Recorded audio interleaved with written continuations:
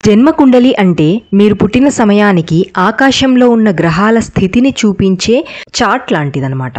మీ పుట్టిన తేదీ, సమయము మరియు స్థలాన్ని ఆధారంగా తీసుకొని జ్యోతిష్కుడు ఆ చార్ట్ని తయారు చేస్తాడు.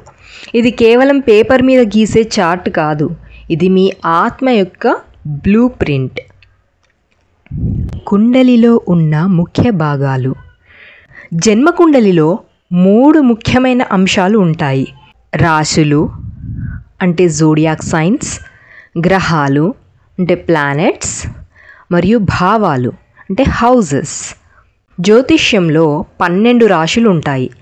మేషం, వృషభం, మిథునం, కర్కాటకం, సింహం, కన్య, తుల, వృశ్చికం, ధనస్సు, మకరం, కుంభం, మీనం.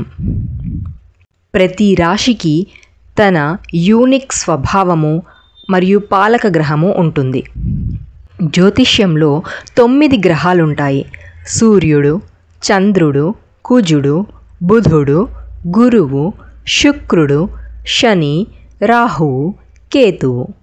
ప్రతి గ్రహము మన జీవితంలోని వేరువేరు అంశాలను సూచిస్తుంది. ఉదాహరణకు సూర్యుడు ఆత్మను, చంద్రుడు మనస్సును, బుధుడు మాట తీరును, శుక్రుడు ప్రేమను, గురువు జ్ఞానాన్ని, శని కర్మను, ఈ విధంగా అన్నమాట. అయితే మనకు ఉపగ్రహాలు కూడా ఉంటాయి. వాటి గురించి కూడా మనం డిస్కస్ చేస్తాం.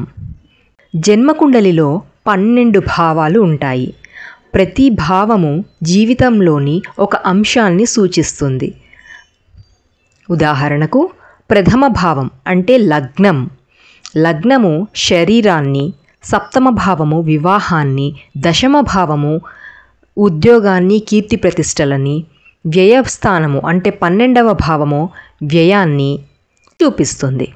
ప్రతి గ్రహము ఒక రాశిలో, ఒక భావంలో ఉంటుంది. అదే మన వ్యక్తిత్వం, ఆలోచనలు, జీవిత మార్గం అన్నిటినీ ప్రభావితం చేస్తుంది. ఇది మన కర్మ ఫలితాల ప్రతిబింబం కూడా.